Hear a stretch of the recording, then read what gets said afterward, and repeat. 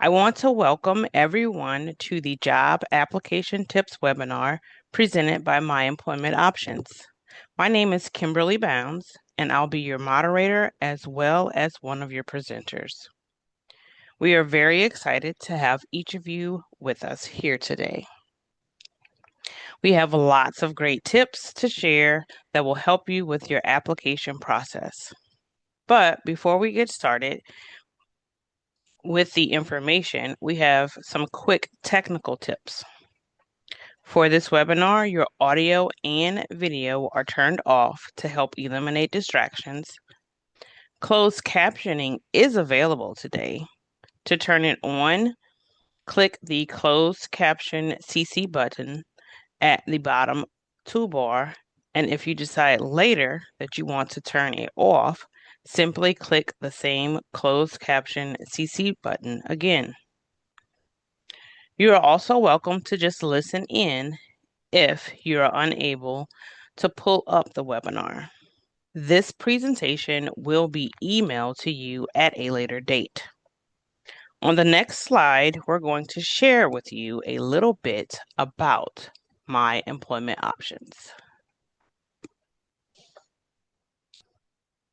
We want to take a moment to tell you what My Employment Options, or MEO, is all about. My Employment Options is an authorized employment network in the federal Social Security Ticket to Work program.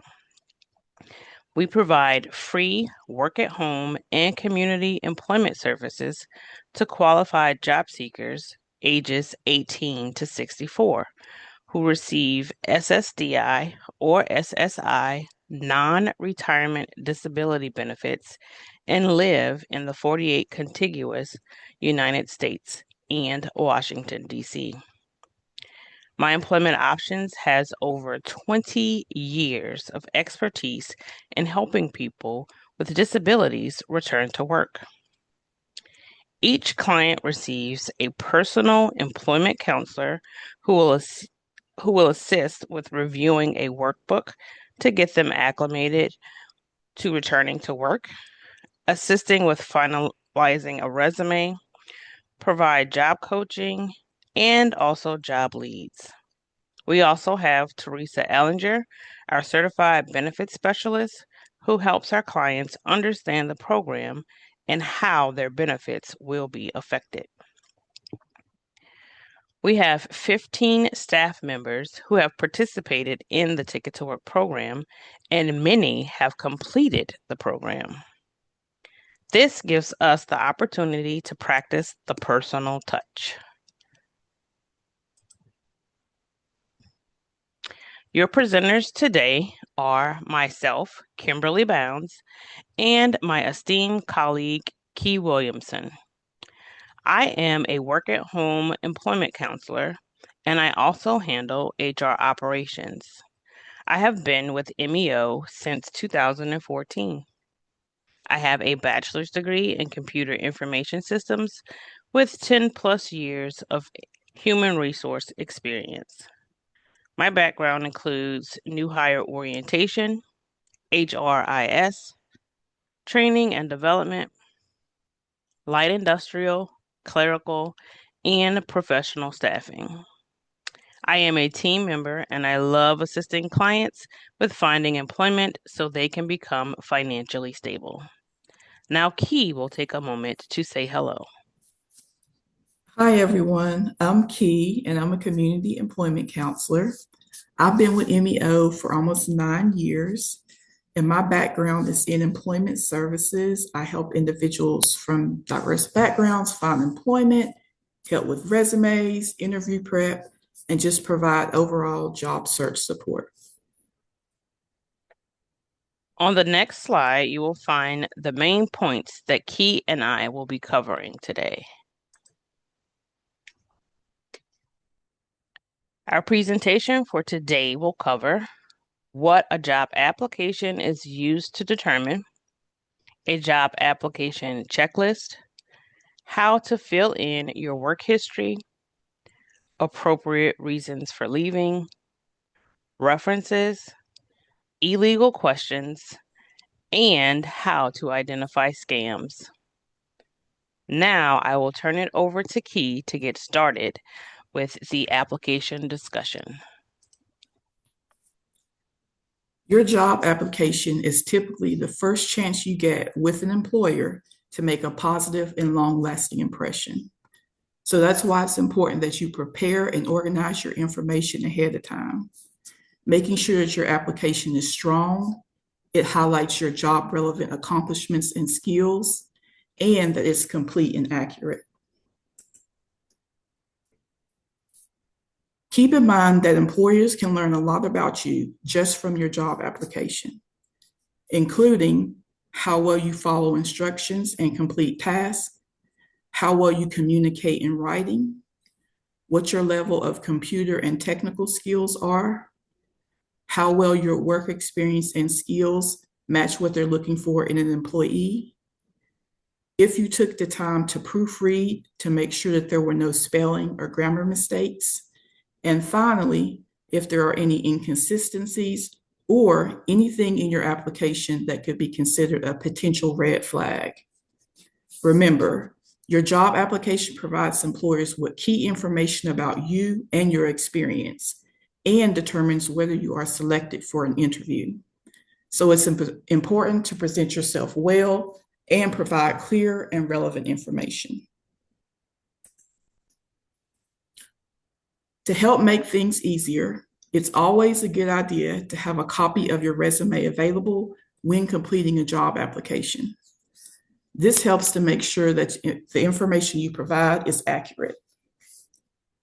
Keep in mind that you'll need to have details regarding your previous company names, location and contact information, supervisor name, job titles, dates of employment, and job accomplishments. Many people have concerns when filling out job applications. You may find that it's hard to remember job start and end dates, so we'll be sharing some ways to easily retrieve that information. We'll also be sharing how to handle when you have limited to no work experience, how to address employment gaps, as well as providing examples of appropriate reasons to list for leaving a job, and discuss job references. Here are various free ways to get your employment history if you can't remember it. You can request a free detailed earnings statement by submitting Form SSA 7050 to the Social Security Administration. If you've applied for unemployment benefits, you can request a work history through your local unemployment office, or you can ask for free transcripts of your tax returns from the IRS using Form 4506-T. Now Kim will go over some tips for recalling employment dates. Great information, Key. Here are some additional tips to help you remember your dates of employment. You can ask yourself the following questions. How old were you when you started or stopped working there? What season was it? Was it fall, winter, spring, or summer? If you have children, was it before or after they were born? If you are married, was it before or after you were married? Where did you live while working there? You can use these questions to help you narrow down your dates of employment. If you are unable to recall your employment history, feel free to contact your previous employer to collect the needed information. If the business is closed, use your best judgment and always fill in at least the month and year if you do not have the exact date. Now I will turn it over to Key to talk about lack of experience and employment gaps. For individuals who lack experience or have employment gaps, you can add unpaid work experience on your job application, including volunteer experience that you've done in your community, church, college, children's school, or other organizations. For example, if you were treasurer of the PTA and you helped raise $10,000 to get new and safer playground equipment, you can add that to your application. You can also include caregiver, homemaker, babysitting, handyman, or other side jobs helping family members, friends, or neighbors. If you were completing any training, certifications, or projects while you were out of work, you can add that as well. These are all great options to cover up your employment gaps and show work experience. Many people have a hard time figuring out what to put down for why they left their job. You want to make sure that you are being honest, but also positive and neutral. Try to stay away from putting negative reasons down for leaving a job. Here are some examples that could leave a negative impression. Putting down that you were fired, lost your job due to an injury, or left for medical reasons. Here's a list of examples that could be put down that would leave a better impression.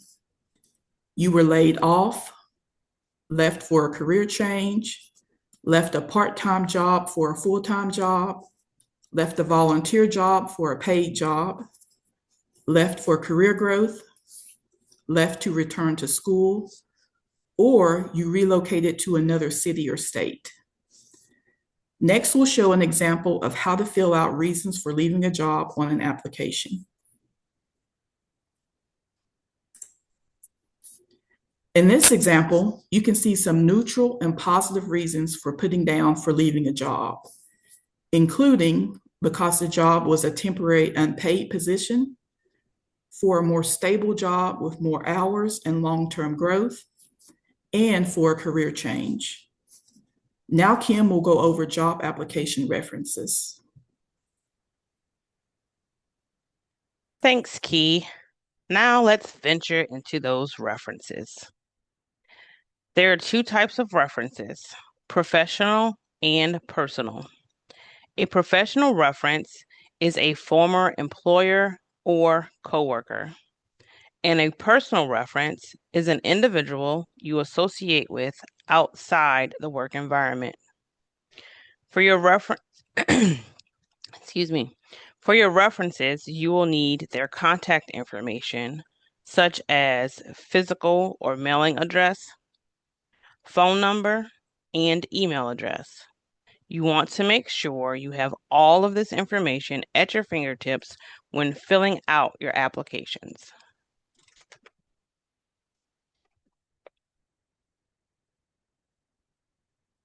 It is very common for job hunters to be concerned about what their past employers will say when contacted by a prospective employer. The only things that your last employer are allowed to share by law are your dates of employment and your job title.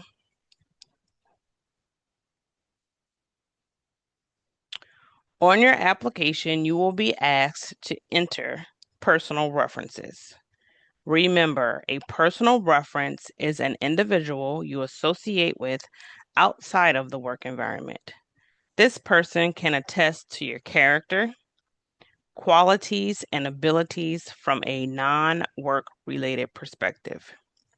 Some examples of people who you may ask to be your personal reference are a mentor, teacher, neighbor, social group member, or church member.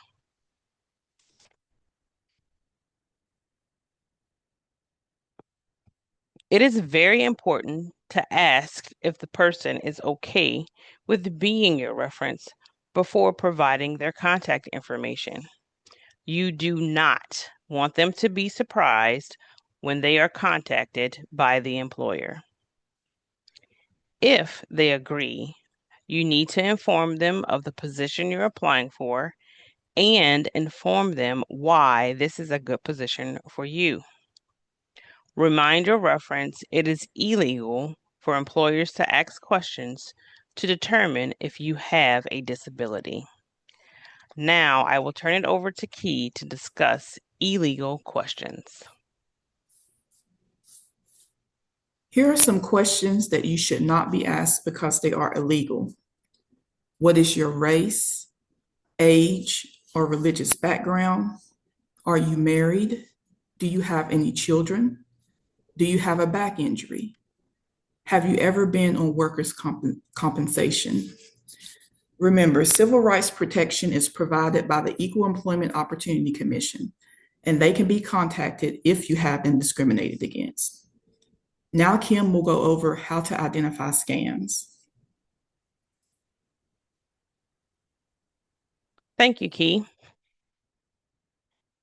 Knowing the red flags for job scams can help you avoid them and protect yourself throughout the job search process. Scammers are individuals who do their homework. The entire reason the scam is created is to steal your money and personal information, such as your social security number and bank account information. If a company reaches out by email or phone call and you did not apply to that company, research the company. Check to see if they have a legitimate website and an online presence. Do not rely on the contact information provided in the email or job posting. Look up the company's phone number and address independently. When researching a company, LinkedIn is a good resource. You can message the company's former employees on LinkedIn and receive their insight on that specific company. You can also check the Better Business Bureau website to obtain the company's rating information. It can be helpful to do a Google search by typing the company name plus scam to see what results come up. If you are an MEO client, you can reach out to your counselor to get feedback on the specific company. To help yourself identify scams, you can ask yourself the following. Does the job seem too good to be true? Meaning, are you earning $50 an hour to take inbound calls? Is the communication professional and consistent? Some things that you can check are if the email address contains the company's name, are words misspelled, is the company logo in the person's email signature, is the company asking for payment through unconventional methods such as cryptocurrency or gift cards. Scammers often prey on desperation and excitement. So take your time. Read through everything and pay attention to all of the details. Do your research before providing any personal contact information. Now we will move on to application examples.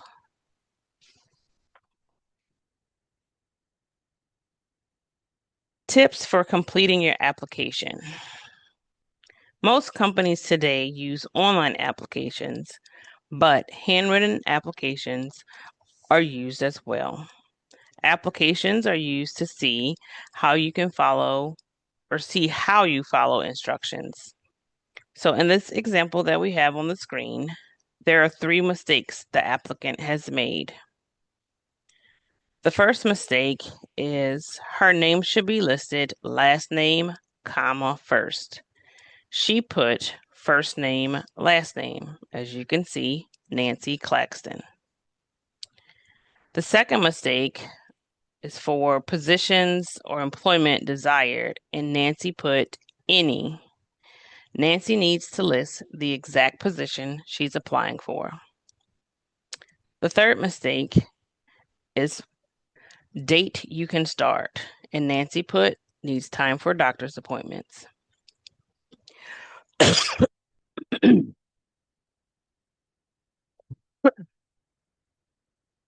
Excuse me.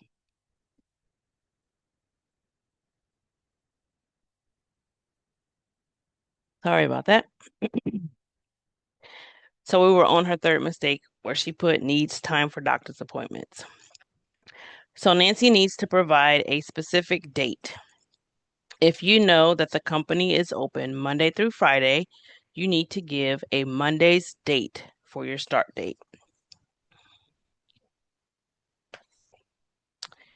For the second example, her reason for leaving is workers' comp injury, which is a negative reason for leaving a company. And the company she's applying for will think that she's a liability and will not move forward with her application.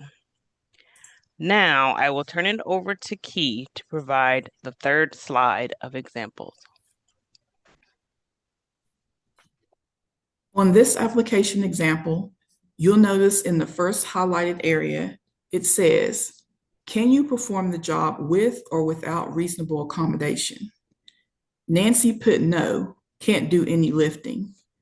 This is a red flag if the job requires you to do any lifting and would most likely eliminate you from being considered for the position. Only apply for jobs where you are able to complete all listed duties and responsibilities. Now let's look at the highlighted reference section at the bottom of the application.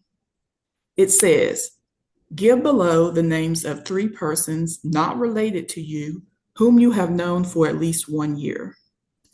The applicant's name is Nancy Claxton, and she lists Bob Claxton as a reference.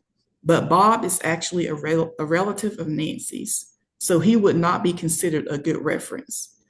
And this would show an employer that you do not know how to follow instructions.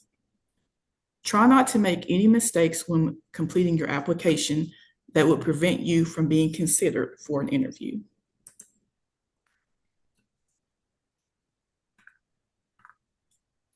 So now that you've submitted a strong job application, you may be wondering when and how to follow up.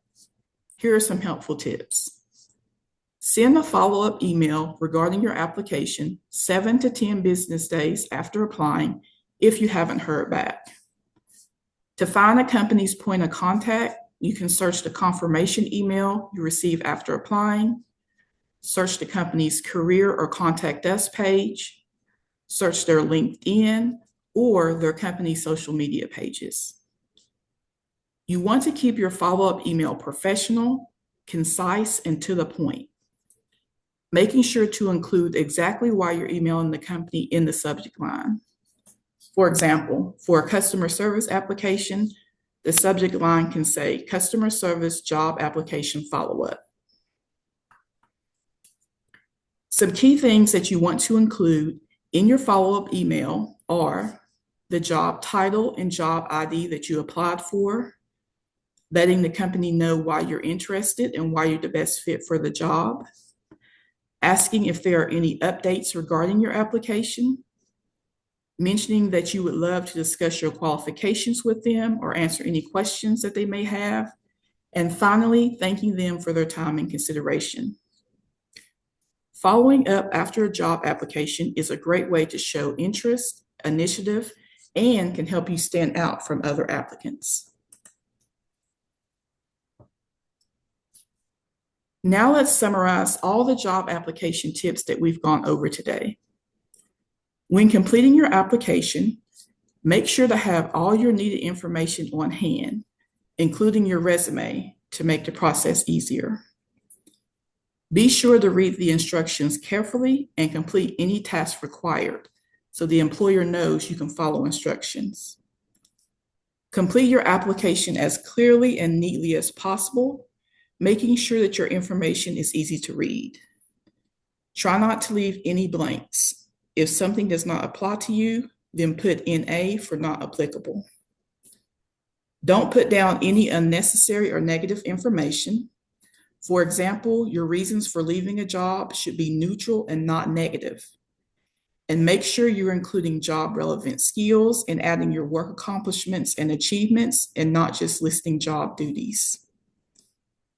Always answer questions on the application truthfully. because employers often verify the information that you add. Provide reliable and good references, and always ask your references permission before listing them on your application, as well as give them specifics of the job you're applying for. Make sure that your application matches your resume, and always use spell check and proofread your application before submitting it.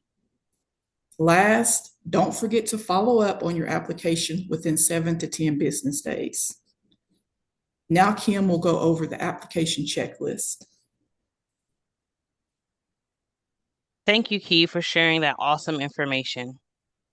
We have provided a handy checklist to utilize for submitting your job applications.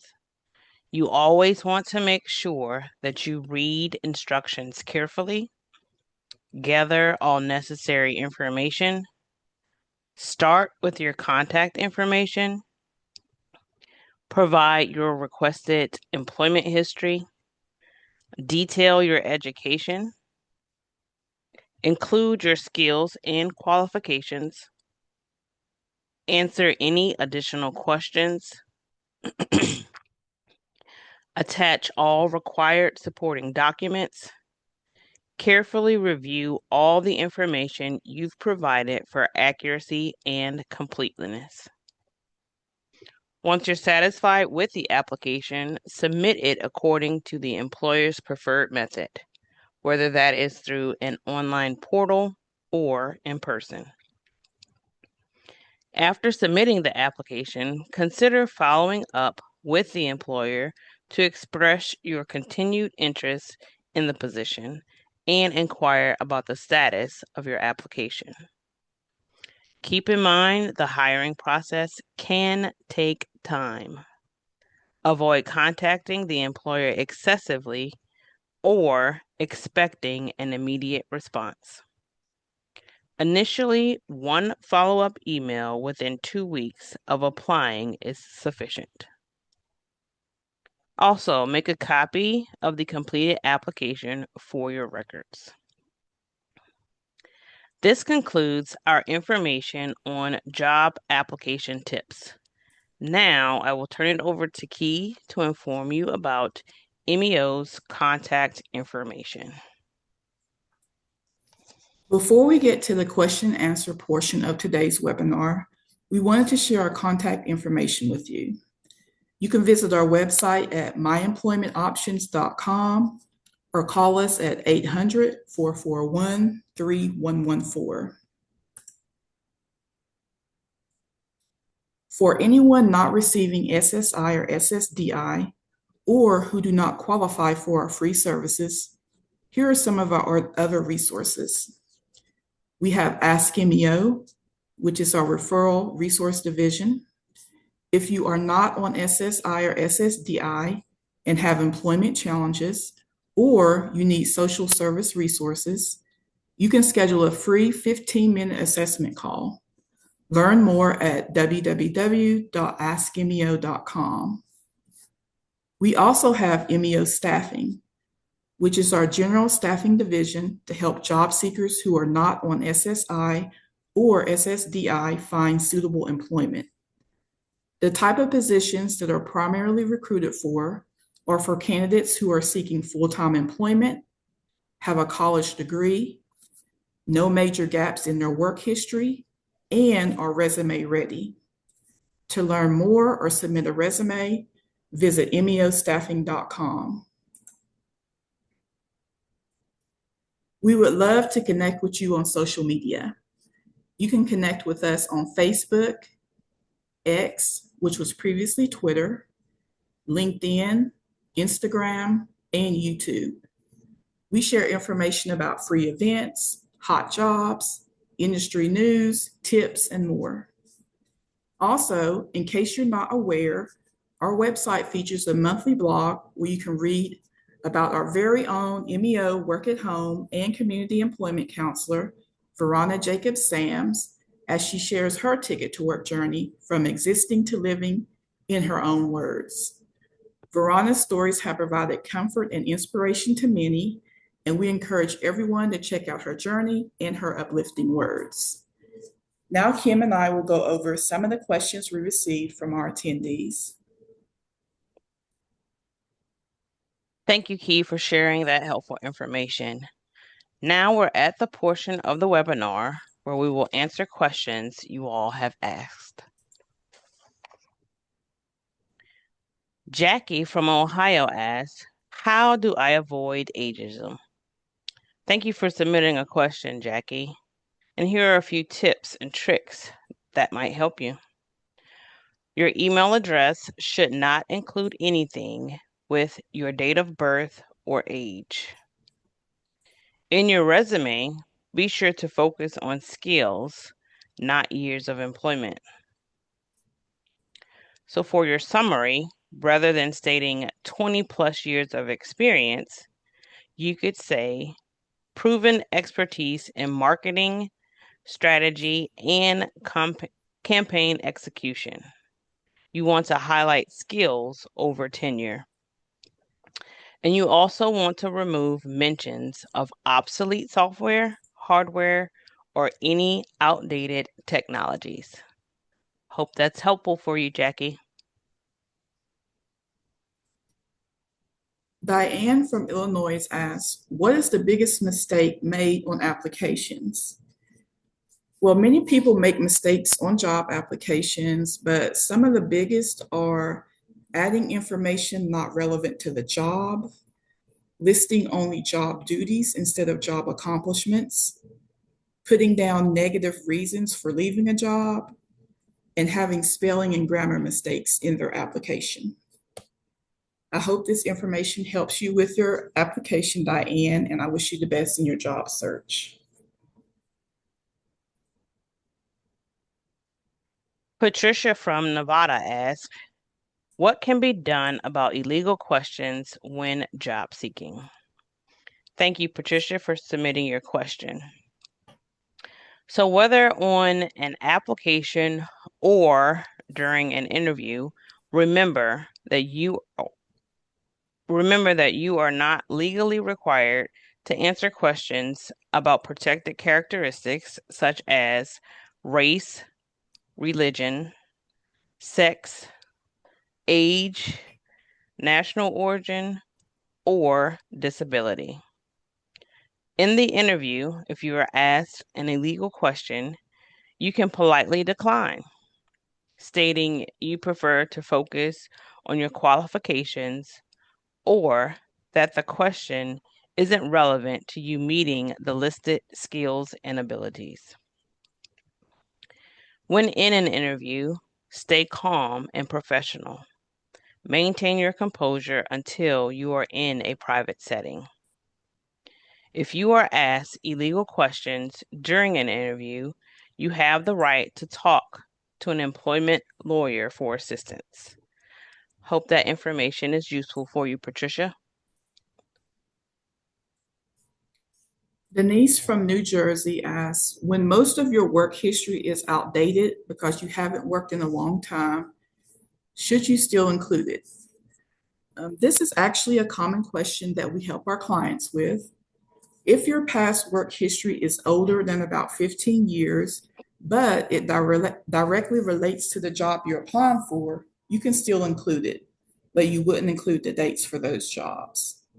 Also, don't just limit yourself to including paid jobs on your application, especially if you're trying to show work experience. Remember, you can include volunteer, internships, community involvement, and mentoring to show your relevant skills and experience. Thanks for your question, Denise, and I hope you're able to land a great job.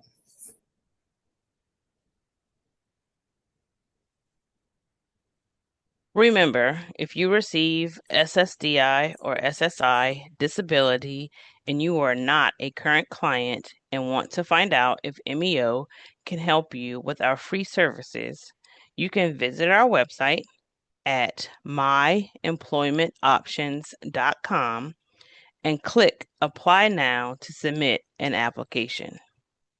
If you are already a client of MEO and have questions about this webinar, please reach out to your assigned MEO job counselor.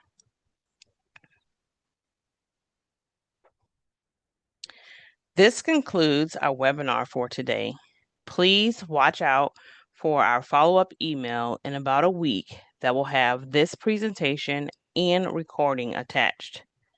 Thank you, Key, for presenting this topic with me, and thank you to each of you who took time out to join us today. We hope you found this information helpful and wish you much success on your applications. We hope you all have a great rest of your day. Goodbye.